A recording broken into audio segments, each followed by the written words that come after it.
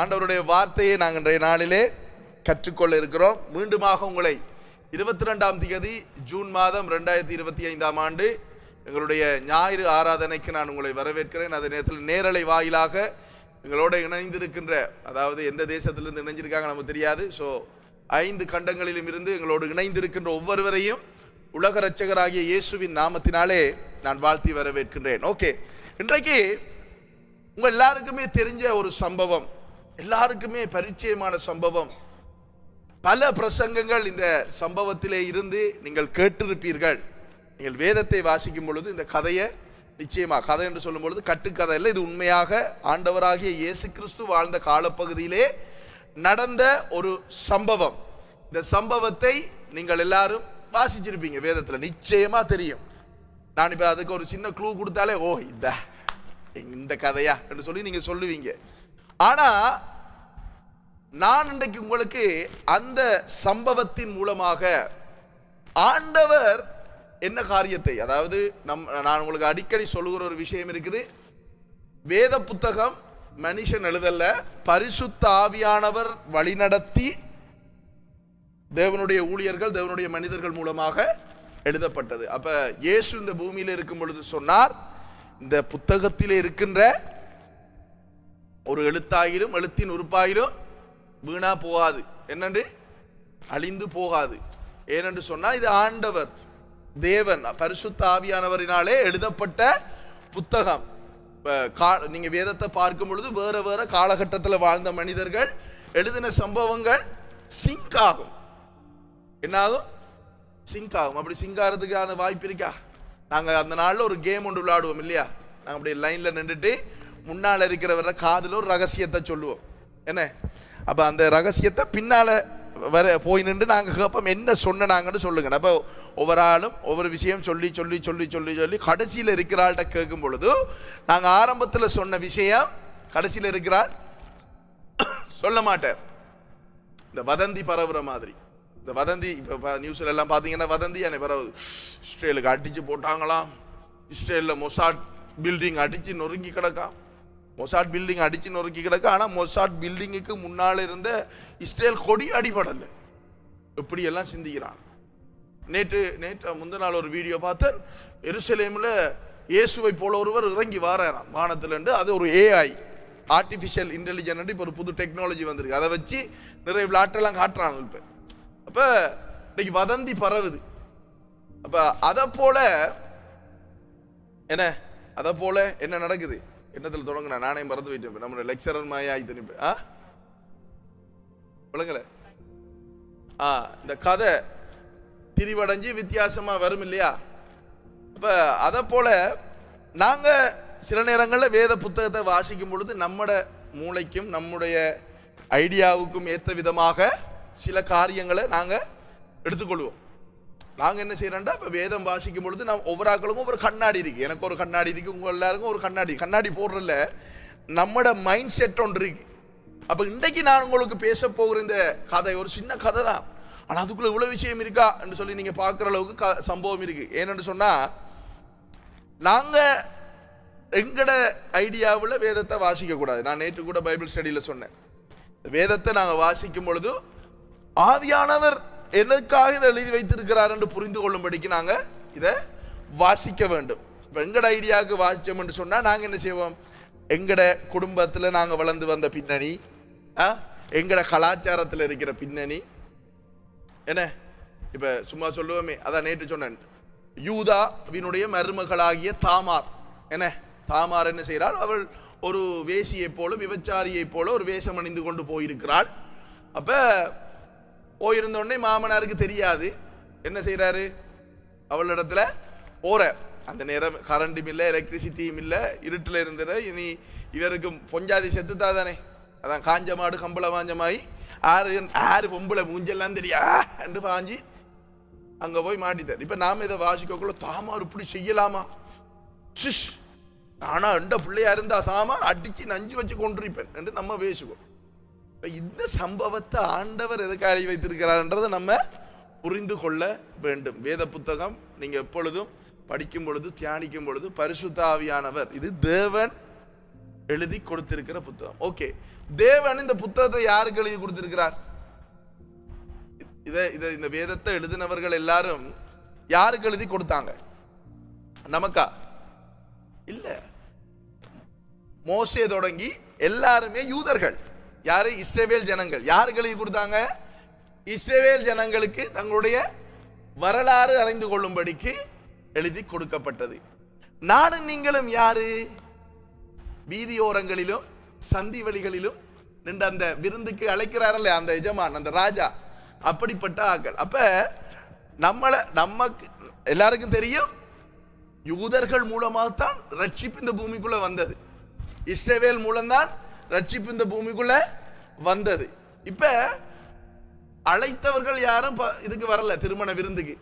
இப்ப ரோட்ல நிக்கிற எல்லாரையும் கூப்பிடுற, அதான் நானும் நீங்களும்.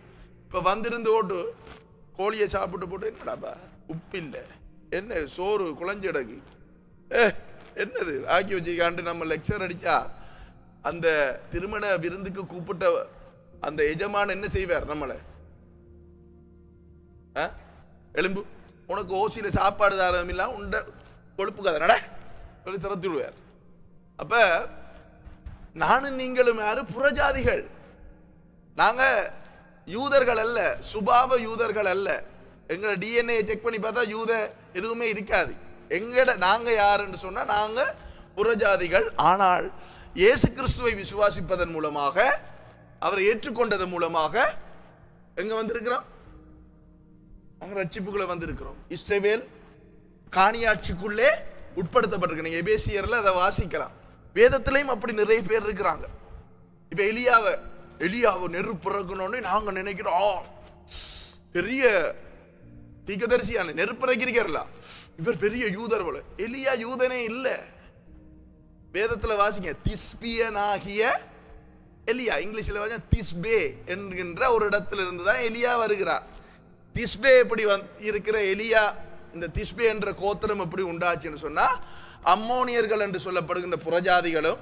அம்மோனியர்கள் யாரு? வேதத்தை வாசிங்க, கண்ணுடியும் அமலேக்கியரா, அது வேறு. அம்மோனியர்கள், அம்மோனியர்கள் என்ற சந்ததி எங்க இருந்து வருது? லோத்துவும் லோத்துவினுடைய மகள் அவங்க சேரும் பொழுது ஒரு 2 சந்ததி உண்டாது. ஒன்று மோவாப், அடுத்தது அம்மோன். இந்த அம்மோனியர்களும் இன்னொரு சிறிய ட்ரைப்ஸ், ஒரு கோத்திரமும் சேர்ந்ததாலே உண்டானதா இந்த திஸ்பே. இந்த திஸ்பேயிலே இருந்துதான் எலியாவை ஆண்டவர் கொண்டு வருகிறார்.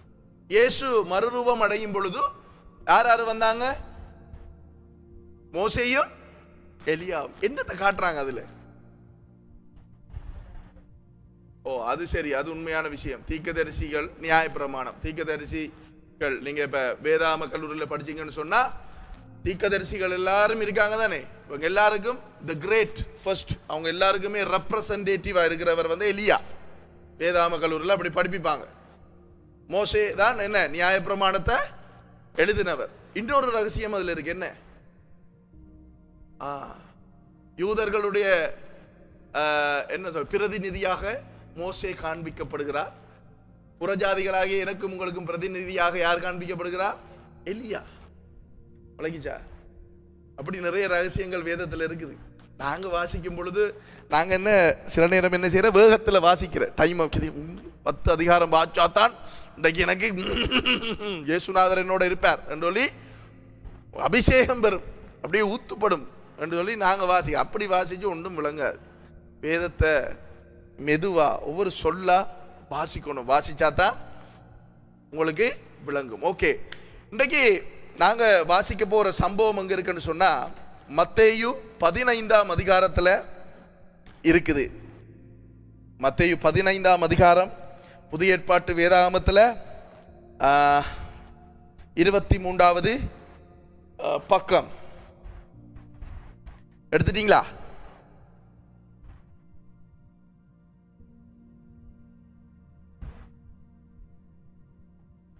ஓகே, எடுத்திருப்பீங்கன்னு நினைக்கிறேன். 15ஆம் அதிகாரம் 21வது வசனத்தை வாசிங்க. ஒவ்வொரு வசனமா போவோம், சரியா? பின்பு இயேசு அவ்விடம் விட்டு புறப்பட்டு தீரு சீதோன் பட்டணங்களின் திசைகளுக்கு போனார். ஓகே, இப்ப இயேசு எங்க போகிறார்? தீரு சீதோன். ஓகே, இப்ப நாம தீரு சீதோன் ரெண்டு நம்ம சும்மா வாசிட்டு போயிடுவோம். இப்ப தீரு எங்க இருக்கு, சீதோன் எங்க இருக்குது என்றதை நம்ம கொஞ்சம் பார்க்கணும். ஓகே, இந்த இருக்குது பாருங்க, சீதோன் இந்த இருக்குதானே, இந்த தெரியுதானே, இதுதான் மத்திய தரைக்கடல். இன்றைக்கு இருக்குதா மத்திய தரைக்கடல்? ஓகே, அதுக்கு பக்கத்தில் இருக்கிறது தான் சீதோன் என்று சொல்லப்படுகின்ற அது ஒரு துறைமுக பட்டணம். இந்த படத்துல பாத்தீங்கன்னா இன்னும் வடிவா தெரியும். ஓகே, இயேசு அந்த வசனத்தை வாசிங்க. பின்பு இயேசு அவ்விடம் விட்டு புறப்பட்டு தீரு சீதோன் பட்டணங்களின் திசைகளுக்கு போனார். ஓகே, இயேசுவானவர் என்ன செய்கிறார் என்றால், எலோயேத் கோசிட், இயேசுவானவர் என்ன செய்கிறார் என்றால் கலிலேயாவில் அவருடைய ஊழியத்தை இதோட முடிக்கிறார். முடித்து விட்டு தீரு சீதோன் என்கின்ற பட்டணத்துக்கு போகிறார். இதுதான் தீரு, ஆங்கிலத்தில் டயர் என்று எழுதப்பட்டிருக்கிறது. சீதோன், சீதோன் என்பது என்ன என்று சொன்னா இன்றைய லெபனான். இன்றைக்கு லெபனான் நாடு இருக்கு தானே, அதுதான் அன்றைக்கு சீதோன் என்று சொல்லி அழைக்கப்பட்டது. ஓகே, சீதோன் புறஜாதியருடைய பட்டணமா யூதர்களுடைய பட்டணமா? பாருங்க, இஸ்ரேலை கடந்து தான் போறாங்க. இங்க பாருங்க, இஸ்ரேலுக்குள்ள இல்லை, இந்த இருக்கு தானே தான், இந்த தான் என்கின்றதோட இஸ்ரேல் முடியுது. தானுக்கு அங்கால எல்லாமே லெபனான் தான். தீரு சீதோன் வந்து புறஜாதிகளுடைய பட்டணம். ஓகே, அடுத்த வசனத்தை வாசிங்க. அப்போது அந்த திசைகளில் குடியிருக்கிற கானானிய ஸ்திரீ ஒருத்தி அவரிடத்தில் வந்து, ஆண்டவரே, தாவீதின் குமாரனே, எனக்கு இரங்கும், என் மகன் பிசாசினால் கொடிய வேதனைப்படுகிறாள் என்று சொல்லி கூப்பிட்டார். ஓகே, இப்ப இந்த வசனம் சொல்லுது, இப்ப இவர் வந்து சீதோன், தீரு சீதோன் பட்டணங்களின் திசைக்கு போனார். அதாவது இஸ்ரவேல் தேசம், இன்றைக்கு இருக்கிற இஸ்ரேல் தேசத்தின் வட திசையிலே இருக்கிறது லெபனான். அப்ப லெபனானை நோக்கி ஆண்டவர் பிரயாணப்பட்டு போகிறார். போகும் பொழுது அப்பொழுது அந்த திசைகளில் குடியிருக்கிற கானானிய ஸ்திரீ ஒருத்தி அவரிடத்தில் வந்து, ஆண்டவரே, தாவீதின் குமாரனே, எனக்கு இரங்கும், என் மகள் பிசாசினால் கொடிய வேதனைப்படுகிறாள் என்று சொல்லி கூப்பிட்டாள். ஓகே, இப்ப இந்த பெண்ணை குறித்து நாங்கள் அறிஞ்சு கொள்ளணும் என்று சொன்னா, வேதத்தில் சொல்லுவாங்க சினாப்டிக் கோஸ்பல். என்னது? Synaptic gospel. அதாவது மத்தேயு, மாற்கு, லூக்கா, இது மூன்றுமே சினாப்டிக் கோஸ்பல் என்று சொல்லி அழைக்கப்படும். ஏன் அப்படி அழைக்கப்படுது என்று சொன்னா, இங்க இருக்கிற சம்பவம் அங்கேயும் இருக்கும், இந்த மூன்றுக்குள்ளேயுமே இருக்கும். இப்ப இந்த சம்பவம் லூக்கா சுவிசேஷ புத்தகத்தில் எழுதப்படவில்லை, மத்தேயுவிலும் மார்க்குவிலும் எழுதப்பட்டிருக்கு. இப்ப இந்த இடத்துல உங்களோட கையை வச்சுக்கொண்டு, இப்ப மத்தேயு 15 கையை வச்சுக்கொண்டு மார்க்கு 7 அதிகாரம் 24 வசனத்துல வாங்க. அப்ப அங்க வாசிக்கும் பொழுது இந்த பெண் யார், இவளை பத்திய ஒரு டீட்டெயில் அங்க கொடுக்கப்படும். அவள் பேசுகின்ற மொழி என்னென்று சொல்லி ஒரு தகவல் அங்கே பரிமாறப்பட்டிருக்கிறது, எழுதப்பட்டிருக்கிறது பரிசுத்த ஆவியானவர்களாலே. ஓகே, அதை வாசிங்க. பின்பு அவர் எழுந்து அவ்விடம் விட்டு புறப்பட்டு தீரு சீதோன் பட்டணங்களின் எல்லைகளில் போய் ஒரு வீட்டுக்குள் பிரவேசித்து, ஒருவரும் அதை அறியாதிருக்க விரும்பியும் அவர் மறைவாயிருக்க கூடாமற் போயிற்று. ஓகே, இப்ப இயேசுவானவர் இஸ்ரேல் தேசத்தை விட்டு ஒரு அந்நிய புறஜாதி தேசத்துக்குள்ளே போய் அவர் மறைவாய் இருக்க விரும்புகிறார்.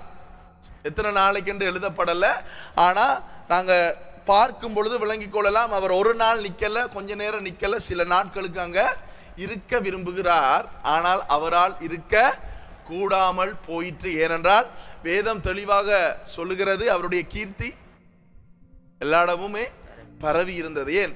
இப்படி ஒருவர் வந்திருக்கிறார், இந்த விதமாக சுகமாக்குகிறார், இந்த மாதிரி 5000 பேருக்கு அப்பத்தை மீனையும் பங்கிட்டு கொடுக்கிறார் என்கின்ற அவருடைய புகழ் அங்க பரவி இருந்தது. ஓகே, அடுத்த வசனத்தை வாசிங்க.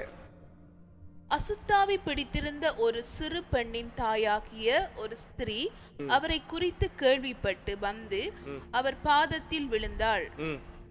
அந்த ஸ்திரீ சீரோபெனிக்கியா தேசத்தாளாகிய கிரேக்க ஸ்திரியா இருந்தாள். ஓகே, சீரோபெனிக்கியா என்று சொன்னால் என்ன அர்த்தம் என்று சொன்னா, இந்த பிரதேசத்தை வந்து அந்த நாட்கள்ல வேதாம காலத்துல ஃபெனீஷியா என்று சொல்லி அழைத்தார்கள். சீரோபெனிக்கியா என்று சொல்லும் பொழுது இன்றைய மெப்ப நீங்க இன்றைய வரைபடத்தை எடுத்து பார்த்தீங்கன்னா லெபனானுக்கு பக்கத்துல என்ன நாடு இருக்குது? சிரியா இருக்கு. சீரோபெனிக்கியா இவள் யார் என்று சொன்னால் ஒரு சிறிய தேசத்து பெண். ஏனென்றா அவர் சீதோனுக்கு வந்ததால லெபனான்ல இருந்து சீரியா மூலமாக இயேசுவை சந்திக்க இவரால வர முடியும். அப்ப சீரோபெனிக்கியான்றது வந்து அவள் ஒரு சிறிய பெண், சிறிய பெண் இல்ல, சின்ன பெண் இல்ல, குட்டி பெண் இல்ல, சிரியா தேசத்தினுடைய பெண். இன்றைக்கு அழைக்கப்படுகிற பேர்ல நான் அதை சொல்றேன். அவள் என்ன பாஷை பேசுகிறவளாம்?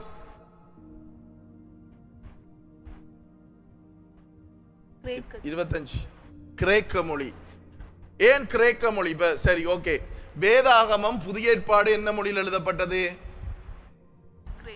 கிரேக்க மொழியில் எழுதப்பட்டது. ஏன் கிரேக்க மொழியில் எழுதப்பட்டது?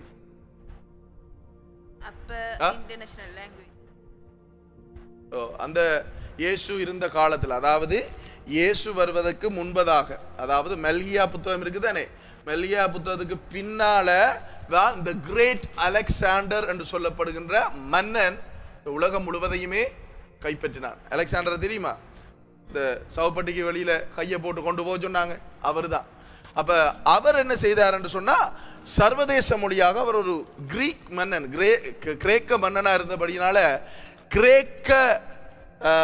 கிரேக்க மொழியை வந்து அவர் சர்வதேச மதமாக பிரகடனப்படுத்தினார். அப்ப அந்த காலத்துல கிரேக்க மொழி இருந்தபடினால வேதாகமம் முழுக்க என்ன மொழியில் எழுதப்பட்டது?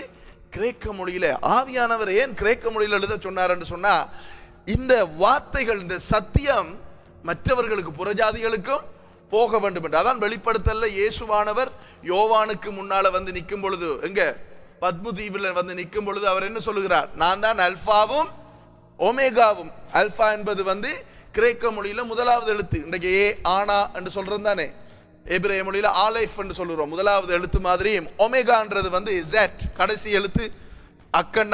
அக்கண்ணான்னு சொல்லல தமிழ்ல, ஏண்டா தமிழ்ல 247 எழுத்து இருக்குது. அப்ப கடைசி எழுத்து மாதிரியும். அப்ப இயேசுவானவர் தன்னை அறிமுகப்படுத்தும் பொழுது கிரேக்க மொழியிலே தன்னை அறிமுகப்படுத்துறார். என்னண்டு?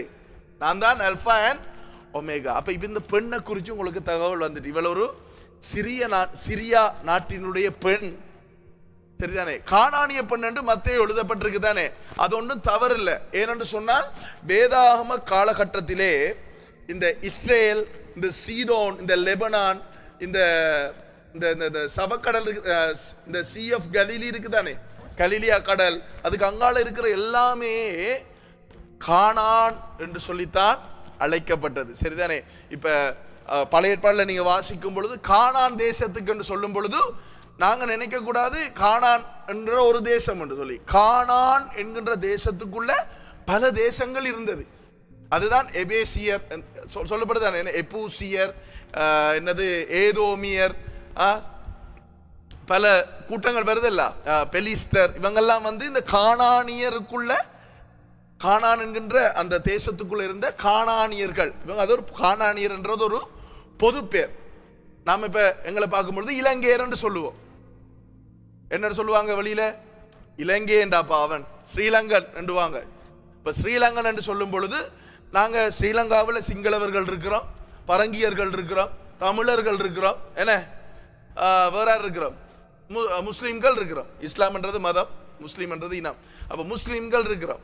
அப்ப எல்லாருக்குள்ளேயும் வந்து வித்தியாசமான என்ன இருக்குது, கலாச்சாரங்கள், சிஸ்டம் இருக்குது. இப்ப கிப்சன் விட்ட அந்த நாளில் இப்பயும் தான் போனா அவங்க வந்து அவங்களோட லாங்குவேஜில் பேசுவாங்க, அவங்களுக்குள்ள பேசும் பொழுது இது வந்து புதுசு இல்லை. நம்ம இது புதுசுமாய் நம்ம அப்படி பேசுற என்று நம்ம பார்ப்போம். அது புதுசு இல்லை. இப்ப இயேசுவும் தன்னுடைய சீஷர்களோடு பேசும் பொழுது என்ன பாஷையில பேசினார்? எபிரேய மொழியில தான் பேசினார். மற்ற ஜனங்களோடு பேசும் பொழுது அராமிய மொழியிலே பேசினார்.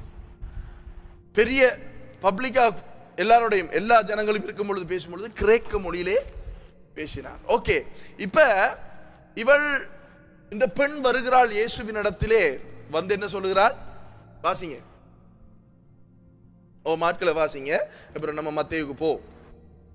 இயேசு அவளை நோக்கி, இல்ல அதுக்கு முதல் இருக்கிற வசனம்.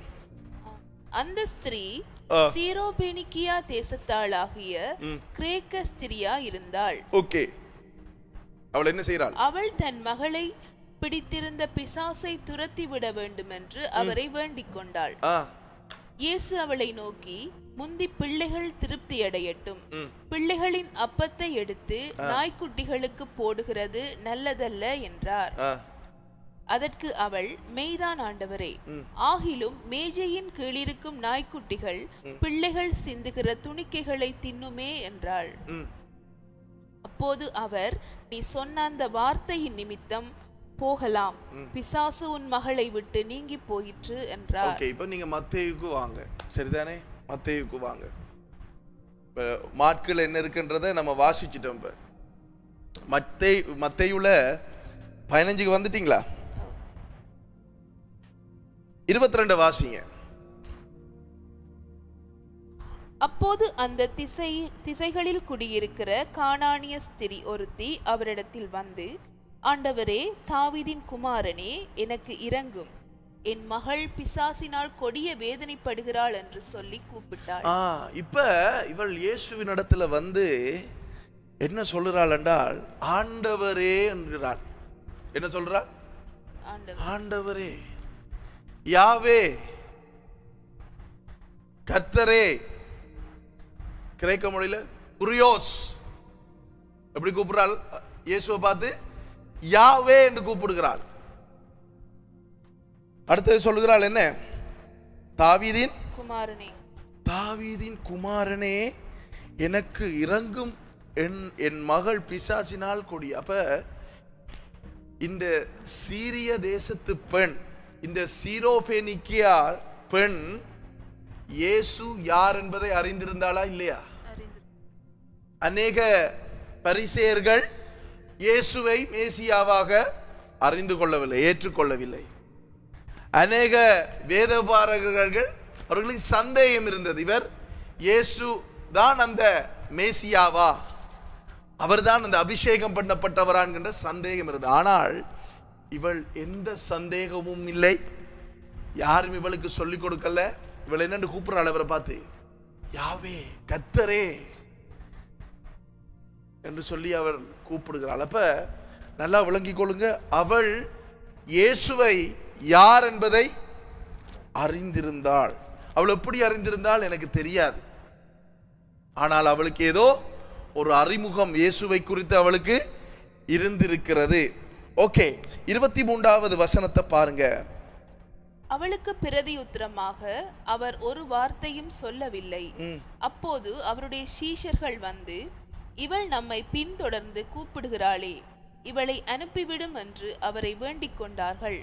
இப்ப அவள் இயேசுவிடத்திலே வந்து, ஆண்டவரே, தாவீதின் குமாரனே, என் மகள் இப்படி பிசாசினாலே வியாதிப்பட்டிருக்கிறாள், எனக்கு இரங்கும் என்று கேட்கும் பொழுது அவர் கண்டுக்கல்ல. என்ன சொல்லுதீங்க? அவர் எதுவுமே சொல்லல. இப்ப நீங்க, நான் இல்ல, உங்களுக்கெல்லாம் அந்த அனுபவம் இருக்கும். ஒரு ஊழியக்காரனிடத்துல ஏதோ ஒன்றுக்கு போறீங்க, அல்லது யாரோ ஒரு நபர்கிட்ட ஒரு உண்மையாவே அவசர விஷயமாக கதைக்க போறீங்க. அந்த மனுஷனுக்கு உங்களை நல்லா தெரியும். அவர் உங்களை பார்த்துட்டு இப்படி திரும்பிட்டு போனா உங்களுக்கு எப்படி இருக்கு? எப்படி இருக்கு? கோபம் வரும். இவனெல்லாம் ஒரு மனுஷனா, இவனெல்லாம் ஒரு ஃபாஸ்டரா, நாங்க ஜெபம் பண்ண போனா இவன் என்ன செய்யறா? இவர் எனக்கு தெரியும். இவர் எப்படி தெரிஞ்சவர் தெரியுமா? சைக்கிள்ல தெரிஞ்சவர். இவர் இப்ப புதுனம் காட்டுற. நம்ம அப்படித்தான் காய்க்கிறேன். இவர் கிடந்த கிடைக்கு இவர் நடப்ப பாருண்டா பாப்ப புதுனம். இப்படிதான் நம்ம பேசுற. அவள் புகழ்ந்து பேசுறாள், ஆண்டவரை துதிக்கிறாள். என்ன, யாவே தாவீதின் குமாரனே ஆண்டவரே என்று சொல்லி துதிக்கிறார். ஆனால் அவர் பார்த்துட்டு எதுவுமே பேசல. நான் அப்பதான் ஆரம்பத்தில் சொன்னேன், இது ஒரு நாள் நடந்த சம்பவம் இல்ல, பல நாட்கள் நடந்திருக்கலாம். ஏனென்றால் இவள் வந்து ஃபர்ஸ்ட் அந்த வசனம் சொல்லுது ஆண்டவரை பார்த்து தான் கேட்கிறாள். ஆனா ஆண்டவர் எதுவுமே சொல்லல. அவள் 2-3 தடவை ஆண்டவர் இடத்துல வந்து கேட்டிருப்பாள் போல. நம்ம சரியா கேட்டிருக்க கூடும். எதுவும் அவரை சொல்லாத பட்சத்துல இங்க என்ன நடக்குதுன்னா, சீஷர்களை போய் கொஞ்சம் சொல்லுங்களேன் பிளீஸ். நாம என்ன செய்வோம், நமக்கு அவசரம், நம்மளோட பிரச்சனை முடியணும். இப்ப நாங்க என்ன செய்வோம், ஒரு ஆள்கிட்ட போய் கேட்டு பார்ப்போம், சொல்லாத பட்சம் சொல்லுங்களேன். இப்ப வீட்டுல அப்படி நடக்கும். என்ன, அப்பாட்ட போய் ஒரு விஷயத்த கதைப்போம், அப்பா அதுக்கு ரெண்டு போட்டு ரெஸ்பான்ஸே இல்லாம போனா, அம்மா கொஞ்சம் சொல்லுங்களேன், அம்மா என்ன எனக்கு அவசரம் என்று சொல்லுங்களேன், உங்களுக்கு விளங்குற இல்லையாம்மா என்று சொன்னோன்னே அம்மா இனி போய் என்ன சொல்லுவா, சொல்ற விளங்கலையா, மகன் சொல்றவங்களுக்கு கேட்கலையா, மகள் சொல்ற கேட்கலையா, அவசரம் என்று சொல்ற ஓ என்று சொல்லி அதை செய்ய பாப்பா. அப்ப அந்த மாதிரி தான் இங்க அவள் போய் என்ன செய்கிறாள். அப்பொழுது அவருடைய சீஷர்கள் வந்து, இவள் நம்மை பின்தொடர்ந்து கூப்பிடுகிறாளே, இவளை அனுப்பிவிடும் என்று அவளை வேண்டிக் கொண்டு, அனுப்பி விடுங்களேன், நீங்க என்ன நடந்தது கவனிக்க மாட்டீங்களாண்டி. இவங்க பெரிய ஆக்கள் தானே. இப்ப மற்றது இவங்களோட மைண்ட் செட் எப்படி என்று சொன்னா, யூதர்கள் நாங்க தான் பாஸ்டருக்கு பக்கத்தில் இருக்கிறார்கள். சில ஆக்கள் இருக்காங்க. என்ன விஷயம், சில நேரம் ஒரு ஆளை சந்திக்கிறதுக்கு அப்பாயின்மெண்ட் எடுக்கணும். இப்போ ஒரு பாஸ்டரை சரியான பேர் குறிப்பிடல, எக்ஸ் என்ற நபர் ரெண்டு வைப்பமே. அப்போ எடுக்க போக்குள்ள நாங்கள் கோல் அடித்து பார்க்குறோம், பாஸ்டர் ஆன்சர் ஒன்றும் இல்லை. அப்போ நாங்கள் அடுத்த கட்டம் என்ன செய்கிறோம், நமக்கு தெரியும் பாஸ்டருக்கு பக்கத்தில் யார் இருக்குன்னு.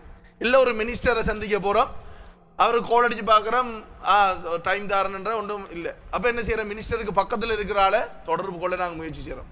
தொடர்பு கொள்ளும் பொழுது என்ன சொல்கிறோம், கொஞ்சம் சொல்லுங்களேன், கொஞ்சம் அவசரம், இப்படி கொஞ்சம் பிரச்சனை, கொஞ்சம் பார்த்து செஞ்சு தர சொல்லுங்களேன் என்று சொல்லி நம்ம கதைக்கிறோம் இல்லையா. இப்ப அவர் எப்படி ரியாக்ட் பண்ணுவார், இப்ப அவர்கிட்ட கோல் எடுத்து நீங்க கதைச்சா, ஓ ஹலோ டெஃபினெட்லி நான் உங்களுக்கு உதவி செய்யறேன் அப்படியா சொல்லுவார். அவர்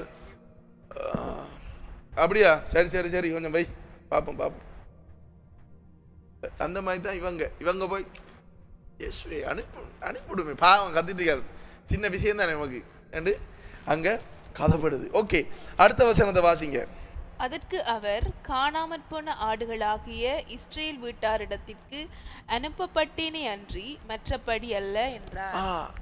அப்ப சீஷர்கள் இப்படி சொல்லும் பொழுது இயேசுவானவர் சீஷர்களிடத்துல சொல்லுகிறார் என்ன, நான் இஸ்ரவேலர்களுக்கு தான் அனுப்பப்பட்டேனே ஒழிய வேற மற்றபடி அல்ல என்று சொல்லி சொல்லுகிறார். இப்ப இந்த கதைச்ச விஷயம் அவளுடைய காதுகள்ல விழுது. 25வது வாசிங்க. அவள் வந்து, ஆண்டவரே எனக்கு உதவி செய்யும் என்று அவரை பணிந்து கொண்டாள். இப்ப நம்ம சொல்லுவோமே, இப்ப நாங்கெல்லாம் என்ன சொல்ற, நாங்க கிறிஸ்தவர்கள் இப்ப ஆண்டவருக்குள்ள வந்துட்டோம், நாங்க சாதி பாக்குறல்ல, என்ன சாதி பாக்குறல்ல, இனம் வேற்றுமை இதெல்லாம் இல்ல நமக்கு. நாங்க பரலோகவாசி, நாங்க இயேசு எந்த விதமாக சிந்தித்தாரோ அந்த விதமாக சிந்திக்க வேண்டும். இயேசு யூதனாக இருந்தார், ஆனால் சமாரியர்களை யூதர்கள் வரித்தார்கள். ஆனால் சமாரிய பெண்ணோடு இயேசு போய் பேசி தண்ணீர் வேண்டி குடித்தார். சமாரியா என்ற சொல்லிருக்கு தானே, யூதர்கள் சமாரியா இப்படி நான் சொல்ற மாதிரி சொன்னாலே 7 தரம் குளிப்பாங்க. எத்தனை நேரம்? 7 தரம் குளிப்பாங்க. ஏன்? தீட்டு, அசுத்தம், அப்படி பார்த்தாங்க. ஆனா இயேசு என்ன செய்தார், தண்ணி தாண்டு கேட்டார். அதான் அவள் கேட்கிறார், நீங்க எல்லாம் எங்கள்ட்ட தண்ணி வேண்டி குடிக்க மாட்டீங்களாடாப்பா கேட்கிறாள் தானே அவள். அந்த மாதிரி அப்ப இப்ப இங்க என்ன நடக்குதுண்டா, நான் இஸ்ரேல் ஜனங்களுக்காகத்தான் வந்தேன். இப்போ ஒரு தமிழ் பாஸ்டர்ட்ட சிங்கள பொம்பளை வாராண்டு வைப்பமே, வரும்பொழுது என்ன அந்த சிங்கள பொம்பளையை திறத்துங்க, நான் தமிழாக்களுக்கு தான் ஊழியம் செய்ய வந்திருக்கேன் அப்படின்னு சொன்னா அந்த பொம்பளையோட மனநிலை எப்படி இருக்கு. இப்ப நவீன காலத்துல சாதி வேற பாக்குறாங்க. இப்ப சர்ச்சில் கல்யாணம் பேசக்குள்ள என்ன பாக்குறாங்க, சாதி பாக்குறாங்க. என்ன சாதியாம அவ பொம்பளை பேசக்குள்ள என்ன சாதியா, அந்த இதா இப்படி பேசும் பொழுது அந்த குறிப்பிட்ட மனுஷன் அல்லது அந்த பெண், அந்த ஆணுடைய மனநிலை இப்படி இருக்கு. சரியான ஒரு ஒதுக்கப்பட்ட நிலைக்குள்ள அவங்க போவாங்க. இயேசு சீஷர்களிடத்துல சொல்ல, நான் இஸ்ரவேலருக்காகத்தான் வந்தேன் ஒழிய மற்றபடி அல்ல என்று சொல்லுகின்ற அந்த சத்தம் அவளுடைய காதுல கேட்குது. ஆனாலும் அவள் என்ன செய்கிறாள்? அவளுடைய அந்த பியூட்டியை பாருங்க. அவள் வந்து என்ன செய்கிறாள்? 25 அவள் வந்து ஆண்டவரே எனக்கு உதவி செய்யும் என்று அவளை திருப்பியும் வந்து யாவே என்ன சொல்லுறாள்? யாவே குரியோஸ் கர்த்தரே என்றாள். அப்ப நான் திருப்பியும் சொல்றேன், அவளுக்கு ஏதோ ஒன்று அறிந்திருக்குது. ஒருவேளை பேதுருவுக்கு இயேசு சொன்னது போல மாமிசமும் இரத்தமும் அவளுக்கு வெளிப்படுத்தாமல் பரலோகத்தில் இருக்கிற பிதா அவளுக்கு வெளிப்படுத்தி இருந்தாரோ தெரியாது. ஆனால் இவள் ஒரு புறஜாதி பெண். எங்க இருக்கிறார் இப்ப இயேசுவானவர்? இஸ்ரேலிலே இருக்கிறார். புறஜாதிகளுடைய பட்டணத்திலே இருக்கிறார். ஓகே, அடுத்த வசனம் வாசிங்க. அவர் அவளை நோக்கி, பிள்ளைகளின் அப்பத்தை எடுத்து நாய்க்குட்டிகளுக்கு போடுகிறது நல்லதல்ல என்றார். அவர் அவளை நோக்கி சொல்லுகிறார், பிள்ளையின் அப்பத்தை எடுத்து நாய்க்குட்டிகளுக்கு போடுவது நல்லதல்ல என்றால் என்ன சொல்ல வாரார் என்றால், அவளை நாய் என்று சொல்லாமல் குத்துப்பாட்டுல சொல்லுகிறார். இந்த காலகட்டத்தில் நாங்க குத்து கதை கழிச்சா எப்படி இருக்கும்? பட்டும் படாம சில ஆக்களுக்கு நாங்க வெட்டுற இல்லையா? அப்படி வெட்டும் பொழுது அவங்களுக்கு என்னத்தான் சொல்றான் என்று சொல்லி அவங்களுக்கு நோக்கும். ஆனா இயேசுவானவர் அவளை பார்த்து நாய் என்று தான் சொல்லுகிறார். நாங்க வேதத்தை வாசிக்கும் பொழுது இப்ப இந்த சம்பவத்தை இதுக்கு முதல் நீங்க எல்லாம் வாசிச்சிருப்பீங்க. வாசிக்கும் பொழுது எப்படி வாசிச்சிருப்பீங்க சொல்லையா? இதை வாசிக்கும் பொழுது பைபிள் அப்படி எடுக்கும் பொழுதே உங்களுக்கு அப்படியே பரிசுத்தாவின் அப்படியே பரிசுத்தத்தில் அப்படியே நின்று அவர் அவளை நோக்கி, அந்த நாள்ல வந்த ஜீசஸ் படம் தமிழ்ல டப் பண்ணி வந்தது, அதை பார்க்கும்போது அப்பாலே போ சாத்தானே அப்படித்தான் பேசுவார் இயேசு பிசாசை பார்த்து. எப்படி? அப்பாலே போ சாத்தானே உன் தேவனாகிய கர்த்தரே. அத மாதிரி தான் இங்கே வந்து ஹோலி டைப்ல பேசியிருப்பார். அவர் அவளை நோக்கி, நாங்க வாசிக்கும் பொழுது அப்படிதான் வாசிப்போம், பிள்ளைகளின் அப்பத்தை எடுத்து நாய்க்குட்டிகளுக்கு போடுவது நல்லதல்ல. அந்த நாய்க்குட்டியை கொஞ்சம் நல்லா வாசிச்சு அப்படி இருந்திருக்கு. ஆனால் அவர் நான் மூல மொழியில அது எப்படி இருக்கு தெரியுமா? நாய்க்கு போடுறல எவ்வளவு ரூடா இருக்கும், அது கடினமான வார்த்தையா இல்லையா? இயேசுக்கு எவ்வளவு கொழுப்பு இருந்திருக்கும். ஏன் அவளுடைய ஏரியாக்குள்ள வந்து அவளுக்கே என்ன சொல்ற, நான் யூதருக்கு தான் வந்தேன், நாயே உனக்கு வரல, நாசமறுத்த நாயே என்று சொல்லி சொல்லுகிறார். ஏன் நான் இப்படி பேசுறேன்னா, நீங்க இப்படி பேசலாமான்னு நினைக்காங்க, உண்மையாகவே அப்படித்தான் இருக்குது. உங்களுக்கு விளங்கி கொள்ளணும் அந்த சிச்சுவேஷன். இப்ப சிச்சுவேஷன் அவர் பேசுகிறார், நாங்க வாசிக்கும் பொழுது இப்படித்தான் நாங்க விளங்கி கொள்ள முடியும். ஏன் என்று சொல்றேன்டா, இப்ப அவர் அந்த வார்த்தையை சொல்லும் பொழுது அங்க யார் இருக்கிறாங்க? சீஷர்களுக்கு எப்படி இருந்திருக்கும்? யூதர்களுக்கு முன்னால இன்னொரு புறஜாதிகளை ஏளனம் செய்யும் பொழுது அவங்களோட ஃபீலிங் என்ன தெரியுமா? எங்கடால் அவர் என்ன நினைப்பாங்க? எங்கடால் மினிஸ்டர், எங்கடால் பாஸ்டர், எங்கட பக்கம் பாஸ்டர், எங்கட சாதி, அவர் எங்கட சாதி பாஸ்டர். அப்ப இப்படியானதெல்லாம் இருக்குது இப்ப. ஆனா உங்களுக்கு ஒரு ரகசியத்தை நான் காட்டி கொடுக்க போறேன். அவர் பேசினதுக்கும் அவளுக்கும் இருந்த அந்த அண்டர்ஸ்டாண்டிங் இருக்குதானே, அதை யாருமே அங்க இருந்தவர்கள் விளங்கி கொள்ளல, அவரும் அவளும் மாத்திரமே விளங்கி கொண்டார்கள். ஓகே, அடுத்த வசனத்தை வாசிங்க ஒருக்கா. 27. அதற்கு அவள், மெய்தான் ஆண்டவரே, ஆகிலும் நாய்க்குட்டிகள் தங்கள் எஜமான்களின் மேசையிலிருந்து விழும் துணிக்கைகளை தின்னுமே என்றாள். இயேசு அவளுக்கு பிரதியுத்தரமாக, ஸ்திரியே, உன் விசுவாசம் பெரிது, நீ விரும்புகிறபடி உனக்கு ஆக கிடவது என்றாள். அந்நேரமே அவள் மகள் ஆரோக்கியமானாள். ஓகே, அப்ப இந்த பெண்ணை பார்த்து இயேசு சொல்லுகிறார், சும்மா உங்களை யோசிச்சு பாருங்களேன், நீங்க ஏதோ ஒரு விஷயமா போகும் பொழுது இப்படி யாரும் பேசினா உங்களுக்கு எப்படி இருக்கு? திருப்பி அவர்கிட்ட போவீங்களா? அவரெல்லாம் ஒரு ஆளா, அவர்கிட்ட நாங்க போயா என்று சொல்லி நாம பேசுவோம். இயேசு இப்ப அந்த பெண்ணிடத்தில் என்ன சொல்லுகிறார்? நாய்க்கு நான் சாப்பாடு போட வரல, 2 ஆக்களுக்கு தான் நான் சாப்பாடு போட, நான் யூதர்களுக்கு தான் வந்தேன், உங்களுக்கு நான் வரல என்று சொல்லி சொன்னார். ஆனால் அவள் என்ன சொல்லுகிறார்? ஆமாண்டவரே, மெய்தான். என்ன சொல்லுகிறாள்? அப்பயும் திருப்பி சொல்றார், மெய்தான் ஆண்டவரே.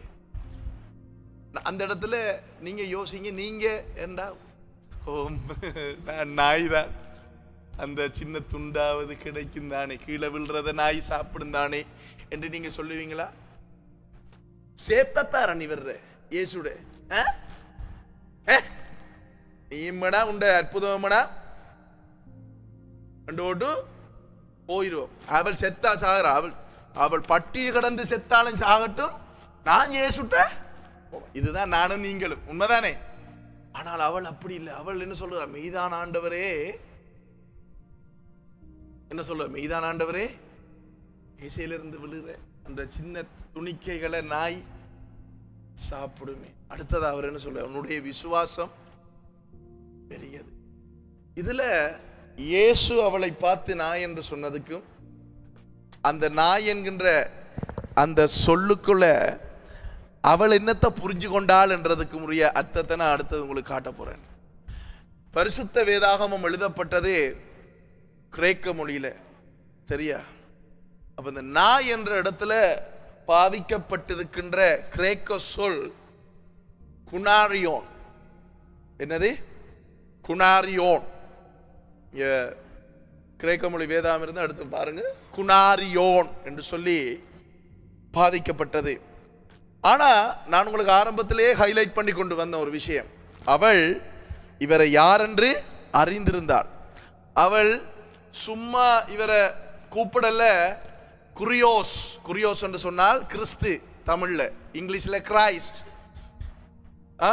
குரியோஸ், யாவே என்று சொல்லி அழைத்தார். அப்ப அவளுக்கு இவரை குறித்த நல்ல அறிவு யார் மூலமாகவோ ஆண்டவர் வெளிப்படுத்தினாரோ தெரியல, கொடுக்கப்பட்டிருந்தது. நாய்க்கு எபிரேய மொழியில என்ன சொல்லுவாங்க?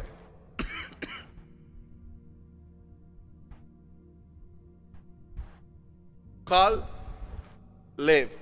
என்னது? கால். இது மாற்றப்பட்டு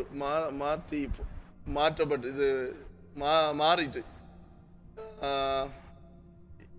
இதுதான் பிங்கால வரணும். நான் சர்வ் பண்ணக்குள்ள, அவசரமா சர்வ் பண்ணக்குள்ள பிள்ளையாயிடுச்சு. இந்த லாமேட் இருக்கு தானே, இதுதான் இங்கே வரும். லாமேட் தான் இல் என்ற சவுண்ட் வரும். இப்போ காலேப் என்ற சத்தம், அதாவது காலேப் என்று சொல்லித்தான் வரும். ஓகே, அப்போ இதில் மாற்றப்பட்டுட்டு, ஸோ சாரி அதுக்கு. ஓகே, நமக்கு அது மாற்றப்பட்டது முக்கியம் இல்லை, நம்ம என்ன பேச போகிறோம் தான் முக்கியம். அப்போ நாய் என்கின்ற இடத்துல எபிரேய மொழியில சொல்லுவாங்க என்ன? கால்லேவ். கால் என்றால் எபிரேய மொழியில முழு என்ற அர்த்தம். என்ன? கால் என்றா முழு. லெவ் என்றா என்ன?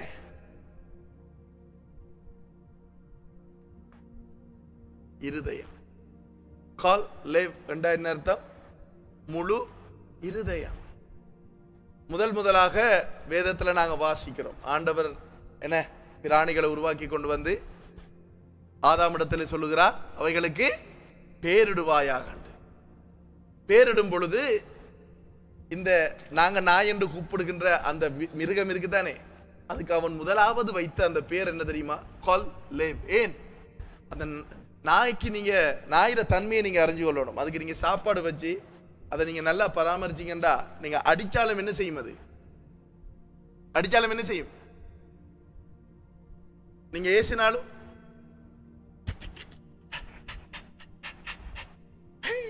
அடிச்சா திருப்பி அப்படிதான் நிற்கும். எங்க போனாலும் என்ன செய்யும்? நம்மகிட்ட தான் வரும். நீங்க எங்க கொண்டு போய் விட்டாலும் தான் எங்கட கொக்கையில் வளவில் ஒரு நாய்க்குட்டியை அவங்க கொண்டு வந்து வச்சிருந்தாங்க. அதுக்கு 2-3 தடவை தான் அவங்க சாப்பாடு கொடுத்தாங்க. அதை கொண்டு போய் எவ்வளோ தூரத்தில் விட்டு போட்டு வந்தாலும் அது 2 தடவையும் வந்துட்டு. எங்க வந்துட்டு அதுக்கு தெரியும். இப்ப இந்த இடத்துல நாங்க பார்க்கும் பொழுது ஆண்டவர் அவளை புறக்கணிப்பது போல, அவளை வேதனைப்படுத்துவது போல, அவளை நாய் என்று சொல்லுகிறது போல நமக்கு தென்படுகிறது. ஆனால் அவள் அதை எப்படி புரிந்து கொண்டால் தெரியுமா? முழு இருதயம். அவர் நாய் என்று சொன்னார் தானே, அவளுக்கு அது நெகட்டிவா விளங்கல்ல, எதிர்மறையா விளங்கல்ல. நாய் என்று சொல்லும் பொழுது நாங்க இப்ப என்ன சொல்றது, ஒரு ஆளை நாய் என்று ஏசுறது வழக்கம். நம்முடைய தமிழ்ல என்ன செய்வோம், நாய் என்று சொல்லி சொல்லுவோம். ஆனா சில அவன் நாய மாதிரி நன்றி உள்ள மனுஷன் என்றும் சொல்லுவான். அப்ப இதுல எதிர்மறையும் இருக்கு, என்ன நேர்மறையும் இருக்கு. அப்ப ரெண்டும் இருக்கு. அப்ப சீசர்கள் பார்க்கும் பொழுது நல்லா கொடுத்தாரனே நாய் என்று சொல்லிதான் அவங்க விளங்கி இருப்பாங்க. நாங்க வாசிக்கும் பொழுதும் எப்படி நினைச்சுப்போம், உண்டாப்பா நாய் என்று சொல்றாப்பா என்று தானே. இல்லைன்னா சில அதான் நான் 2 விதமா இருக்காங்க கிறிஸ்தவர்கள். பார்க்கும் பொழுது இயேசு நாய் என்று சொன்னார் என்று பார்ப்பாங்க, அடுத்தவர் நாய் என்று சொன்னார் என்று சொல்லியும் வாசிப்பாங்க. அப்ப இயேசு என்ன சொன்னார், முழு அவளுக்கு முழு இருதயம் இருந்ததா? அவ்வளவு பேசியும் அவள் என்ன செய்தாள், மெய்தான் ஆண்டவரே, மெய்தான் ஆண்டவரே, மெய்தான், நான் நாய்தான், எஸ் நான் உம்முடைய நாய், நான் உம்மை பின்பற்றுகின்ற முழு இருதயம் கொண்டவள், உம்மை நான் அறிந்திருக்கின்ற முழு இருதயம் கொண்டவள் என்று சொல்லி அவள் அந்த இடத்திலே அறிக்கை பண்ணும் பொழுது இயேசுவானவர் என்ன செய்கிறார் என்றால், உன் விசுவாசம் பெரியது. அப்ப அந்த இடத்துல சீஷர்களுக்கு ஒரு பாடத்தை அவர் கற்றுக் கொடுக்கிறார். நான் உங்களுக்கு எவ்வளவு காரியத்தை செய்தேன், ஆனா நீங்க கடைசியா யார் அவரை கொண்டு சிலுவையில் அறைஞ்சது? யூதர்கள். பழைய ஏற்பாட்டில இருந்து நீங்க பல சம்பவங்கள் பார்க்கலாம். ஆண்டவர் அற்புதமாக அவர்களை நடத்தி வந்த பொழுது அவர்கள் அடுத்த கணம் என்ன செய்தார்கள், நன்றி இல்லாதவர்களாய் மாறினார்கள், முறுமுறுத்தார்கள், தேவனை புறக்கணித்தார்கள். அவருக்கு விரியமில்லாத காரியங்களை என்ன செய்தார், வாக்குத்தத்தம் பண்ணப்பட்ட தேசத்துக்குள்ள கொண்டு வந்தார்கள். ஆனா ஆண்டவர் ஒரு புறஜாதி பெண்ணின் மூலமாக அவர்களுக்கு என்ன செய்கிறார், ஒரு பாடத்தை கற்றுக் கொடுக்கிறார். என்னத்தை கற்றுக் கொடுக்கிறார், விளங்கிக்கொள், இதுதான் உண்மையான விசுவாசம், இதுதான் உண்மையான பின்பற்றுதல், இதுதான் உண்மையான முழு இருதயம் என்று சொல்லி அவர் கற்றுக் கொடுக்கிறதை நாங்கள் பார்க்கிறோம். சங்கீதம் 103 அதிகாரம் 1வது வசனத்தை எனக்காக ஒரு வாசிப்பீங்களா? அது எல்லாருக்கும் தெரிஞ்ச ஒரு வசனம் தான். சங்கீதம் 103:1. சங்கீதம் 103:1. என் ஆத்துமாவே கர்த்தரை சோஸ்தரி, என் முழு உள்ளமே அவருடைய பரிசுத்த நாமத்தை சோஸ்தரி. நீங்க இந்த 103:1 எபிரேய மொழியில போய் வாசிங்கன்னா என் முழு உள்ளமே என்ற இடத்துல நாய் என்றீங்க. என் நாயே என்ன ஸ்தோத்திரி, அப்படி வாசிங்க. என் முழு உள்ளமே என்றதுல நாய் என்று போட்டு வாசிங்க. என் ஆத்துமாவே கர்த்தரை ஸ்தோத்திரி, என் நாயே அவருடைய பரிசுத்த நாமத்தை சோதரிப்பே. இந்த பிரசங்கத்தை பார்த்துட்டு எத்தனை பேர் தேவையில்லாம கொண்டு அடிக்கானோ நமக்கு இல்ல. எபிரேய மொழியில நான் என்ன சொல்ல வரேன்டா, எபிரேய மொழியில காலேப் தான் அதுல இருக்குது. நீங்க எபிரேய மொழி வேதாமத்தை எடுத்து பாருங்க. அப்ப காலேப் என்றா என்ன அர்த்தம், நாய் என்று அர்த்தம். நாய் என்றால் உண்மையா என்ன அர்த்தம், அதனுடைய தன்மை முழு இருதயம், என் முழு உள்ளமே அவருடைய பரிசுத்த நாமத்தை ஸ்தோத்திரி என்றால், அடிச்சாலும் என்ன எந்த சூழ்நிலையிலே நீங்களும் நானும் இருந்தாலும் அவருடைய பரிசுத்த நாமத்தை மாத்திரமே ஸ்தோத்தரிக்க வேண்டும். ஆண்டவரிடத்துல ஒரு மனிதன், ஒரு நியாய சாஸ்திரி வருகிறான். மத்தேயு 22 பாருங்க, 34வது அதிகாரத்துல மத்தேயு 22:34 வாசிங்க.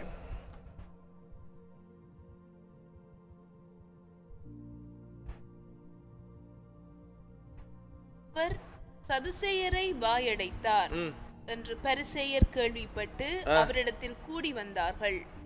அவர்களில் நியாயாஸ்திரி ஒருவன் அவரை சோதிக்கும்படி, போதகரே, நியாயப்பிரமாணத்திலே எந்த கற்பனை பிரதானமானது என்று கேட்டான். இயேசு அவனை நோக்கி, உன் தேவனாகிய கர்த்தரிடத்தில் உன் முழு இருதயத்தோடும் உன் முழு ஆத்துமாவோடும் உன் முழு மனதோடும் அன்பு கூறுவாயாக. மொத்தம் மோசேயின் மூலமாக ஆண்டவர் கொடுத்த மொத்த நியாயப்பிரமாண கட்டளை சட்டங்கள் 613 இருக்கு. சரிதானே? அதை வந்து ரெண்டா பிரிப்பாங்க. மிஸ்வத் ஆஷே, மிஸ்வத் லோ ஆஷே. அதாவது செய்யக்கூடியவைகள், செய்யக்கூடாதவைகள் என்று சொல்லி பிரிப்பாங்க. சரிதானே? அப்ப இந்த 613 கட்டளை சட்டம், இப்ப இவ இவ இவ யாரு? இயேசுவின் இடத்துல வந்து கேட்கிறவன் யார்? நியாய சாஸ்திரி. அவனுக்கு நியாயப்பிரமாணம் தெரியுமா? 613 கட்டளை சட்டம் தலை தண்ணியா தெரியும். அவன் வந்து என்னத்துக்கு வந்து இவரிடத்துல கேள்வி கேட்கிறான்? இவரை சோதிக்கும்படிக்கு, இவரை மடக்கிறதுக்கு வந்து கேட்கிறான். எப்படி கேட்கிறான்? வார்த்தையானவர்கிட்ட வந்து வார்த்தையில விளையாட வாரான். அவர் தானே வார்த்தையானவர். அவர்கிட்ட வந்து வார்த்தையில இவர் வந்து கேள்வி கேட்கறதுக்கு வார. அவர் விடுவாரா? யோவான் எழுதும் பொழுது எழுதுகிறார், என்ன? ஆதியிலே வார்த்தை இருந்தது, அந்த வார்த்தை தேவனிடத்தில் இருந்தது, அந்த வார்த்தை தேவனாயிருந்தது, ஆதியிலே அவர் தேவனோடு இருந்தார். அப்ப இப்ப வந்து கேட்கிறான், நியாய பிரமாணத்தில் எது பிரதானமானது என்று சொல்லி கேட்கும் பொழுது அவர் வாயை திறந்து என்ன சொல்றார்?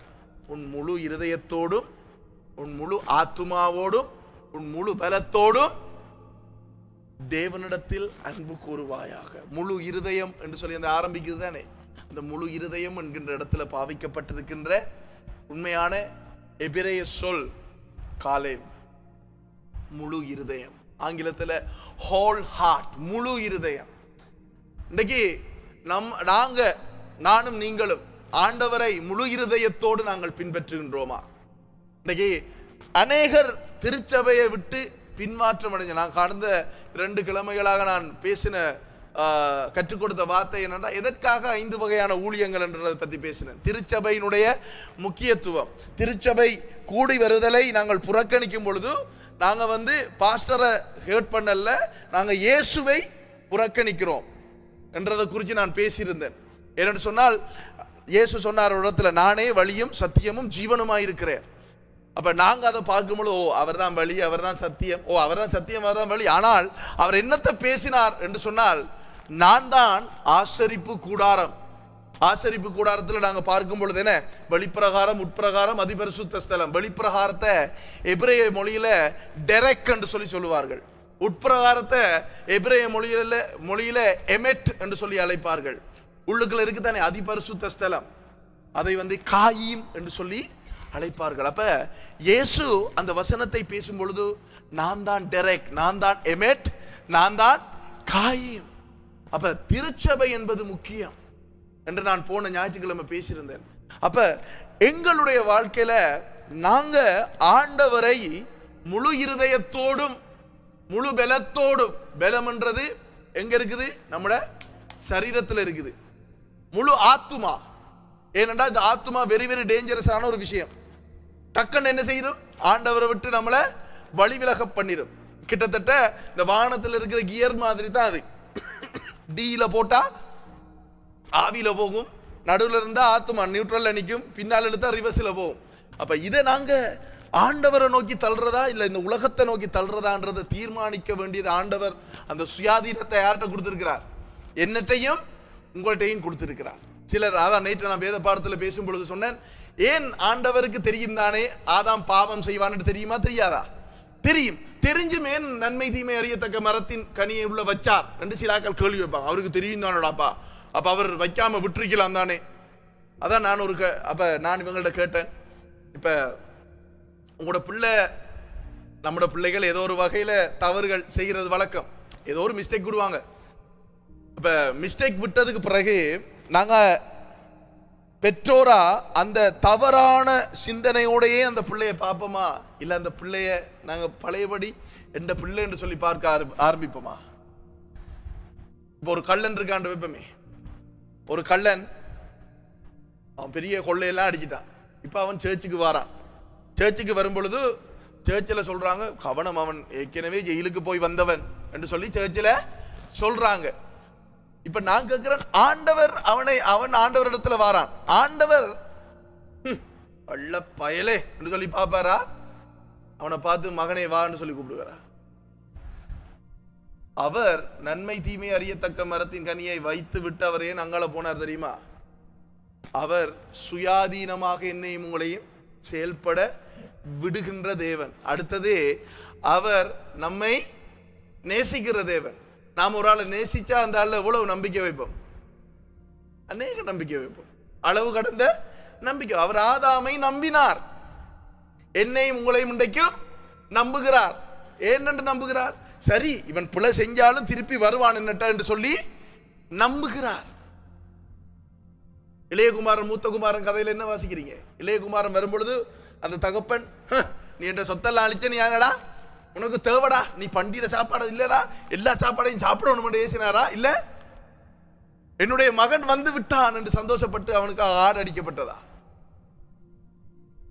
சந்தோஷப்பட்டார். அவரை சொத்து அழிஞ்சு போனதுக்கு அவர் கவலைப்படல, சரிதானே? இவன் திரும்பி வந்ததுக்கு அவர் கோபப்படல, அழிச்சு போட்டு வந்திருக்கியடா என்று சொல்லி நினைக்கல. அவன் திரும்பி என்னிடத்துல, அவன் எந்த நிலையில வந்தான்? என்ற தகப்பனார வீட்டுல இருக்கிற வேலைக்காரருக்கு கூட நல்ல சாப்பாடு கிடைக்குது, நான் ஒரு வேலைக்காரனா கூட அங்க இருந்துடுறேன் என்று சொல்லி வந்தானா இல்லையா? அந்த அந்த அந்த உவமையின் மூலமாக ஆண்டவர் தான் எப்படிப்பட்டவர் என்பதை எனக்கும் உங்களுக்கும் விளங்கப்படுத்துகிறார். நம்ம ஆண்டவரை நம்பேலுமா நம்பலாதா? நான் சொல்றேன் நம்பலான்ற. நான் நம்ப மாட்டேன் ஆண்டவரை. நான் ஆண்டவரை விசுவாசிப்பேன், நம்ப மாட்டேன். ஏன் நம்பலாது? பாவத்தின் சம்பளம் என்ன? பாவம் செஞ்சா என்ன நடக்கும்? அடி விழுமா விழாதா? இன்னொரு இடத்துல ஆண்டவர் சொல்றாரு, தொலைஞ்சு போன ஆட்டை தேடி போவன். அப்ப நம்பலாமா அவரை? என்னடா அடிப்பன் என்றாரு, பிறகு போய் கூட்டிட்டு வருவன் என்றாரு. நீங்க வேத பழைய ஏற்பாட்டில் வாசிங்க, இஸ்ரவேல் ஜனங்களுக்கு உன்னை நியாயம் தீர்ப்பன், அதை அனுப்புவன், இதை அனுப்பு. திருப்பி கொஞ்சம் இதால பார்த்தா, என்னட்ட வாடா, என்னட்ட வா, நான் உன்னை நேசிக்கிறேன் பேசுறார். எப்படி பேசுறார்? என்னட்ட வான்றார். அப்ப தொலைஞ்சு போனவனை அடிப்பன், தன்னை விட்டு போனவனுக்கு தண்டனை உண்டு சொல்றார். ஆனா என்ன செய்யறார்? அவனை தேடி போய் தன் வழிக்கு திருப்பி கொண்டு வர. அப்ப அவரை நம்பலாமா? இவருக்கு வேணும், இவர் ஜோன் ஜபராஜுக்கு வேணும், இவர் பொம்பளையோட சேட்டை பண்ணுன, நம்மடாக்கள் அப்படிதான் பேசுவான். ஆனா ஜோன் ஜபராஜ் ஆண்டவர் எப்படி கூப்பிடுவார்? மகனே. எப்படி கூப்பிடுவார்? மகனே, மகளே என்று தான் கூப்பிடுவார். ஏன்? அவர் எப்படி ஒரு ஆத்துமாவை, ஒரு அந்த காணாமல் போன ஆடரை திருப்பி ஆதாயப்படுத்திக் கொள்ளலாம் என்று விரும்புகின்ற தேவன். அப்படி அவர் அழிஞ்சு போகணும் என்ற ஒரு முடிவெடுத்திருந்தா, மண்ணில இருந்து ஆதாமை உருவாக்க முடியுமானால் அதே ஆதாமை அழிச்சு போட்டு இன்னொரு ஆதாமை உருவாக்குறதுக்கு எவ்வளவு நேரமாகும்? ஆனால் அவர் செய்யல. ஏன்? ஆதாமினுடைய வித்து, ஆதாமுக்குள்ள இருந்த என்னையும் உங்களையும் அவர் அன்றைக்கே கண்டார். ஏன்? உலக தோற்றத்துக்கு முன்பதாக அடிக்கப்பட்ட ஆட்டுக்குட்டியானவர் அவர். அவர் உலகத்தெல்லாம் பூமியெல்லாம் படைக்க முதலே அவர் ரெடி ஆயிட்டார். என்னதுக்கு? தன்னை சிலுவை மரணத்துல ஒப்பு கொடுக்க. அதனாலதான் அவர், நாங்க பிதாவின் சாயல்ல படைக்கப்படல. வேதத்துல வாசிங்க பார்க்கும் பொழுது, பின்பு தேவன் தமது சாயல் என்று இருக்கும். நம்மை அவர் யாருடைய சாயலுக்கு ஒப்பாக மாற்றியிருக்கிறாராம், படைத்திருக்கிறார், தம்முடைய குமாரனுடைய சாயலுக்கு. வேதத்துல கர்த்தருடைய தூதனானவர், கர்த்தர் என்றெல்லாம் வார இடத்துல எல்லாம் வந்தவர் யார் தெரியுமா? மேசியாவாகிய இயேசு கிறிஸ்து. அதான் அங்க யோவான்ல சொல்லப்படுது, பிதாவை ஒருவரும் ஒரு காலம் கண்டதில்லை, ஆனா ஒருவர் மாத்திரம் கண்டிருக்கிறார் இந்த பூமியில. யாரு? Angel TV owner. அவர் பிதாவோட இருந்து பிஸ்கெட் எல்லாம் சாப்பிட்டு பெரிய விளையாட்டெல்லாம் காட்டுறவர். பரிசுத்த ஆவியானவரை கண்டிருக்கிறார். பரிசுத்த ஆவியானவரே யாரும் கண்டதில்லை. யார கண்டிருக்காங்க? கிதியோன் கீழே விழுந்து கத்துனான். என்னென்ன கத்துனான்? ஓ, கர்த்தருடைய தூதனானவர். ஏன் அங்க கர்த்தருடைய தூதன் என்று எழுதப்பட்டிருக்கிறது தெரியுமா? வேதம் சொல்லுகிறது, அவர் அடிமையின் ரூபம் எடுத்து மனுஷ சாயலானார். சரியா? அவர் தூதர்களுக்கு கை கொடுக்கல. அப்ப தேவன் அவருடைய தன்மையிலிருந்து மனுஷ தன்மைக்கு அவர் தன்னை கொண்டு வரணும் என்று சொன்னா எடுத்தோடனே முடியாது. அதான் நீங்க வேதத்துல வாசிக்கும் பொழுது முதலாவது வேதம் ஆவியானவர் எழுதும் பொழுது தேவன் தேவன் தேவன் தேவன் வானத்தை பூமியை படைத்தார், தேவன் உருவாக்கினார், தேவன் சிருஷ்டித்தார் என்று இருக்கும். இரண்டாம் அதிகாரத்துக்கு வரும்பொழுது தேவனாகிய கர்த்தர் கர்த்தர் கர்த்தர் என்று வரும். தேவனுக்குள்ள இருக்கிற ஒரு தன்மை அங்க பிரிஞ்சு வாரதை நாங்க பார்க்கலாம். வேறொரு சொற்பிரயோகம் அங்க வந்து எலோஹிம் யாவே என்று சொல்லுகின்ற அந்த சொல் வந்து எழுதப்பட்டிருக்கு. கொஞ்ச நேரத்தால பாத்தீங்கன்னா பாவத்துக்கு விழுந்ததுக்கு பிறகு கர்த்தர் என்று மாத்திரமே வரும். கர்த்தர் குரியோஸ் யாவே. அதுக்கு பிறகு பாத்தீங்கன்னா கர்த்தருடைய தூதனானவர். ஏன்டா அவங்களுக்கு இது யார் என்று தெரியல, இது தூதனா கர்த்தரா கண்டுபிடிக்க முடியல. கர்த்தருடைய தூதனானவர் என்று சொல்லி அங்க எழுதப்பட்டிருக்கும். அந்த கர்த்தருடைய தூதனானவர் தான் அந்த நானே உலகத்துக்கு ஒளியாயிருக்கிறேன் என்று சொன்ன அந்த இயேசு. இயேசு என்று சொல்ல முடியாது. அவர் அந்த தேவன் என்ன செய்தார்? மனிதனாகிய மரியாளுடைய கருவுக்குள்ளே வந்து பரிசுத்த ஆவியானவர் மூலமாக பிறந்து இந்த பூமிக்குள்ளே வந்து இன்றைக்கு அவர் ஜீவிக்கிறவராய் இருக்கிறார். ஓகே, நாங்க இந்த நேரத்தில் இந்த செய்தி உங்களுக்கு பிரயோசனமாக இருக்கும் என்று சொல்லி நான் விரும்புகிறேன். ஆகையினால எங்களோட வாழ்க்கையில எல்லா விஷயத்திலையும் நாங்க ஆண்டவரை மாத்திரமே முழு இருதயத்தோடு முழு ஆத்மாவோடும் தேடுவோம். நாங்க ஆண்டவருக்காக நன்றியுள்ள நாய்களாக மாறுவோம். யாருக்கு? ஆண்டவருக்கு. நாங்க வளர்க்குற நாயோட என்ன செய்யும்? வேலியை கிளிய வேலி அடிச்சும் பேல நீங்க பொத்துத்து வருது பின்னால வருதா? ஆணி அடிச்சும் பேல அத்து கிளப்பித்து வந்து நிற்கும். அப்படிப்பட்டதுதான் அது. அது எஜமான கண்டா விடாது. ஆண்டவரே என்று சொல்ற அந்த இடத்துல எஜமானே என்று சொல்லி நாங்க சொல்லலாம். அப்ப எஜமான கண்டா அது விடல. பாத்தீங்கன்னா அந்த பெண் என்ன செய்தார்? கடைசி வரைக்கும் விடல. நீ எனக்கு துணிக்க கொடுத்தாலே போதும், எனக்கு மேசையில் இருக்கிறெல்லாம் வேணாம் ஆண்டவரே. அதான் ஒரு பக்தன் பாடுகிறான், இதுவரை என்னை நீர் நடத்தியதற்கு நான் எம்மாத்திரம். நமக்கு தெரியும் நாம தகுதி இல்லைன்னு. நான் தகுதி இல்லை, நான் உண்மையா சொல்றேன். நான் இடத்துல நிக்கிறதுக்கு தகுதி இல்லை, இந்த ஊழியத்தை செய்யறதுக்கு தகுதி இல்லை, எதுக்குமே தகுதி இல்லை. ஆனால் என்னை தகுதிப்படுத்தி இருக்கிறார் யாரு? ஆண்டவர். ஓகே, சந்தோஷமாக நாங்கள் முழு இதயத்தோட ஆண்டவரை பின்பற்றுவோம்.